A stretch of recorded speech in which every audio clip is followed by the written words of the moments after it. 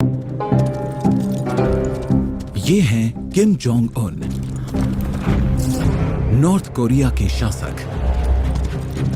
ये सिर्फ 36 साल के हैं, पर दुनिया की चौथी सबसे बड़ी सेना इनके इशारों पे काम करती है। इनके पास परमाणु हथियार हैं और इनके परिवार ने अपने लोगों पर लगभग 70 सालों तक हिंसा और आतंक के दम पे राज किया है।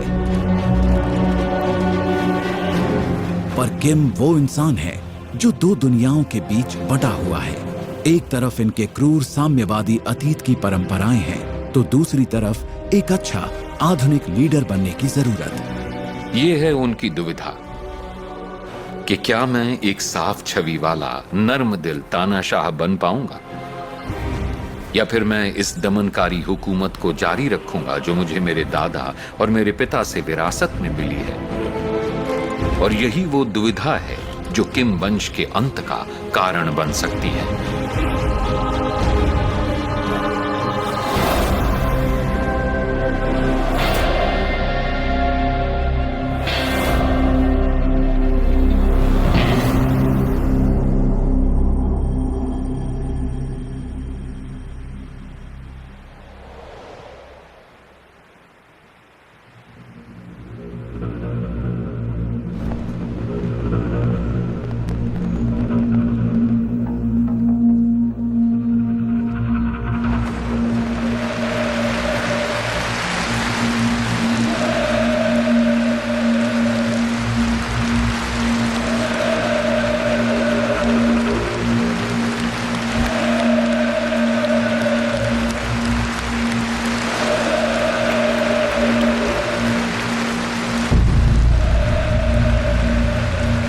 Kim Jong Un north Korea पर राज करने वाले सिर्फ तीसरे इंसान हैं।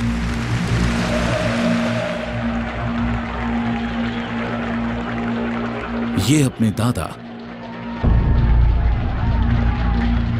और अपने पिता की तरह सबसे बड़ा और ताकतवर नेता होने की भूमिका निभा रहे हैं। वो अपने लोगों पर भगवान बनकर राज किया करते हैं।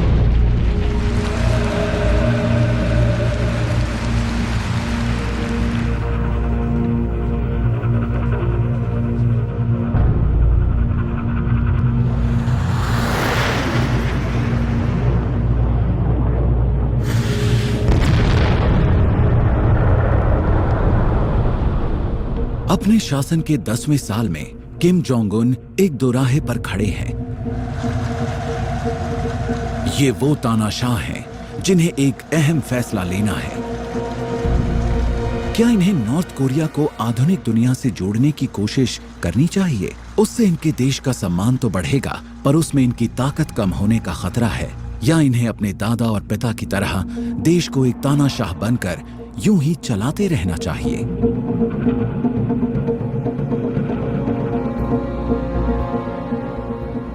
अगर मैं इसकी तुलना एक फिल्म से करूं तो मैं कहूंगा गॉडफादर 3। उसमें माइकल कॉर्लियोनी उन्हें विरासत में मिली माफिया की हुकूमत के साए से निकालकर एक ईमानदार बिजनेसमैन और एक बिजनेस कॉरपोरेशन के हेड बनना चाहते हैं। पर माफिया स्टेट के बिना किम की हुकूमत नहीं चल पाएगी। क्यों? क्योंकि उस पर बहुत सारे प्रतिबंध लगे हैं और पैसा कमाने का एक ही तरीका है, और वो है गैर कानूनी व्यापार।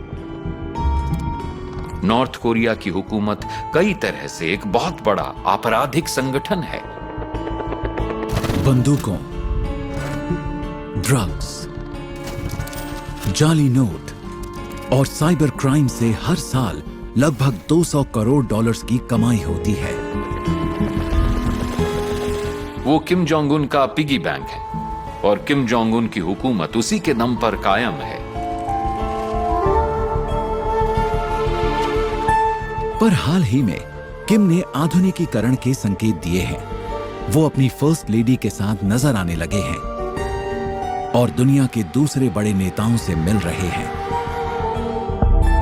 पर 2017 में इन्हें एक बार फिर अपने परिवार के नक्शे कदम पर चलना पड़ा।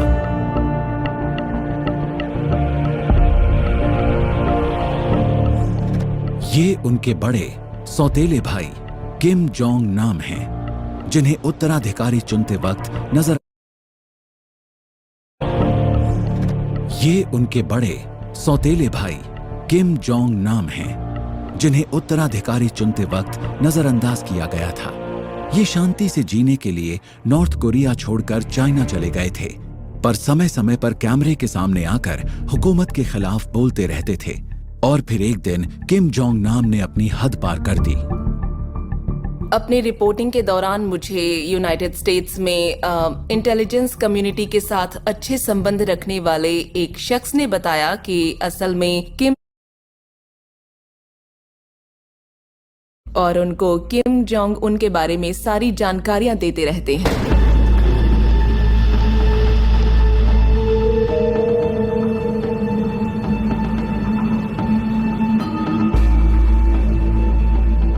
इन सीसीटीवी इमेजेस में किम जोंग नाम अपने संदिग्ध हैंडलर से मिल रहे हैं।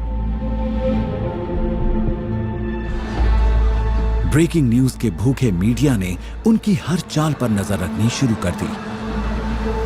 उनके अब भी हुकूमत के साथ बहुत अच्छे रिश्ते थे, तो CIA के लिए किम जोंग नाम को अपना मुखबिर बनाना ताकि उनसे से ज्यादा जानकारी मिल सके बहुत ही फायदे का सौदा था।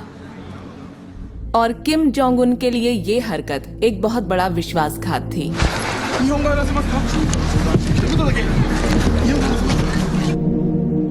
लगता है किम के लिए अपने बड़े भाई से निपटने का समय आ गया है।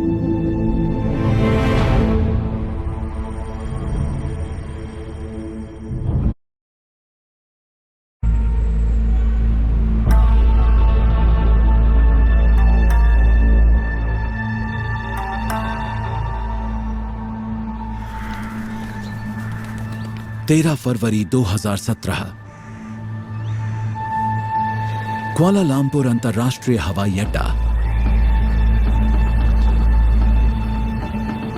किम जोंग उन के भाई टर्मिनल में दाखिल होते हैं। वो इस बात से अनजान हैं कि वहां 2 महिलाएं मौजूद हैं जो उनका कत्ल करने वाली हैं।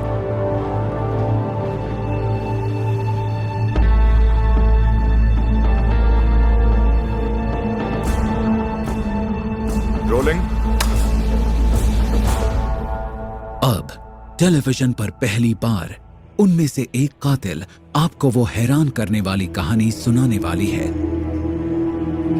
तुम ठीक हो?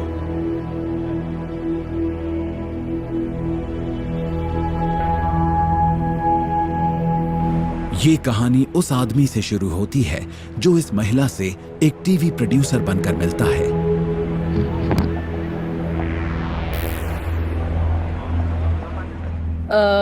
जब मैं जेम्स से पहली बार मिली तो वो मुझे एक बहुत अच्छा और मजाकिया इंसान लगा। उसने मुझसे पूछा कि तुम एक फिल्म शूट में काम करोगी। मैंने कहा किस तरह की फिल्म है? उसने कहा कि ये एक तरह का कॉमेडी शो है जिसमें लोगों पर प्रैंक करने होते हैं।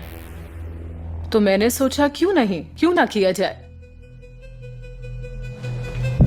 किम जोंग उन के एजेंट्स कई महीनों तक सिटी और एक दूसरी महिला को तैयार करते रहे। उन्हें जनता के बीच जाकर अचानक किसी के भी चेहरे पर कॉस्मेटिक क्रीम्स लगाने को कहा गया। उन्हें लगा कि वो कुछ प्रैंक्स हैं जिन्हें खुफिया कैमरा से रिकॉर्ड किया जाता है। हमने उस तरह के बहुत सारे प्रैंक किए। हम कभी बॉडी लोशन तो कभी बेबी ऑयल इस्तेमाल करती थी। वो दिन भी और दिनों जैसा ही था। सिटी का हैंडलर हवाई अड्डे के कैफे में एक मीटिंग अरेंज करता है जहां उसे टारगेट की जानकारी दी जानी है।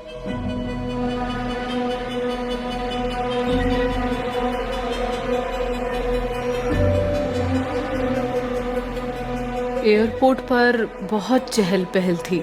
काफी सारे लोग मौजूद थे। उसने कहा कि अगर हम अच्छी परफॉर्मेंस देंगी तो उसका बॉस हमें एक बोनस देगा। ये बात सुनकर मुझे बहुत अच्छा लगा।